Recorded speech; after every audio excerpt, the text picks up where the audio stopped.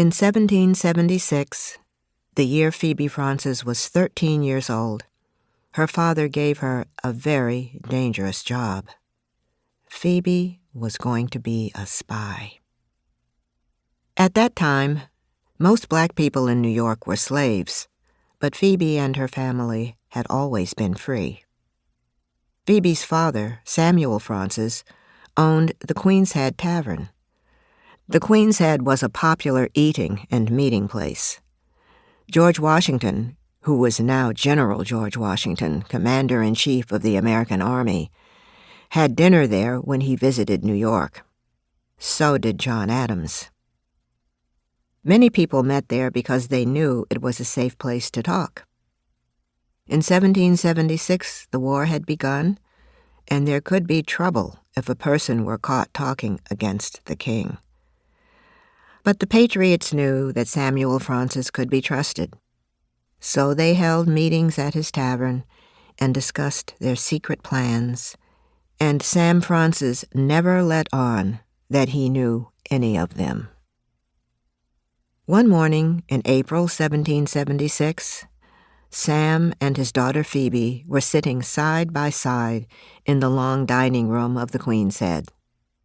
There was to be a big dinner that night, and they were getting the room ready, polishing the pewter plates and candlesticks and laying out fresh candles. Phoebe loved the Queen's Head, from its broad front steps all the way up to its bright red tiled roof.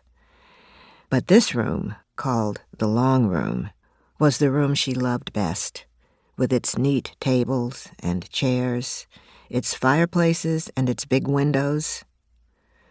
From the window seat where she sat, she could see clear to the harbor. The water was dotted with big, white-sailed ships, their tall masts pointing at the sky like fingers. "Phoebe," her father began. "Yes, sir," Phoebe answered. Her father did not respond, and Phoebe looked up at him, smiling. She thought him very handsome, with his curly hair powdered and drawn back, and his smooth brown skin and dark eyes. "Phoebe, I've something important to say to you this day," he said. "It's a bad time in this country." Phoebe stopped smiling when she saw he was so serious. "It's hard to find a person you can trust with a secret, especially a dangerous secret," he went on. "I'm glad to know I can trust you. Young as you are, you've learned from your father how to listen well and talk little." Something in her father's voice made Phoebe put down the candlestick she was holding. She sat quite still, waiting for him to go on, watching the polishing cloth in his hands go around and around.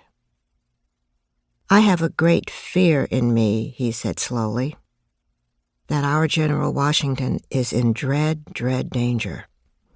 It is he who is keeping the colonies together. But there are those who'd like to see the colonies separated and so ruled more easily by the king. And if something were to happen to the general, it would be a hard job to find another such as he to pull the colonies together and throw off the king. Indeed, such a man might not be found at all, and the king would rule on." There was silence for a time. The sunlight, stronger now, pushed warm fingers through the windows, glittering against the candlesticks. "New York is full of soldiers," he continued. "Some are only out for money. To them, it makes no difference what side they're on. They'd even take money from the enemy and do anything they'd ask.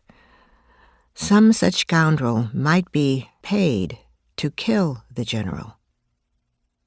I heard something. Phoebe closed her eyes, seeing her father moving like a shadow among his guests, gracious, smiling, pouring wine and exchanging greetings. It was so easy for him to hear secrets without seeming to listen.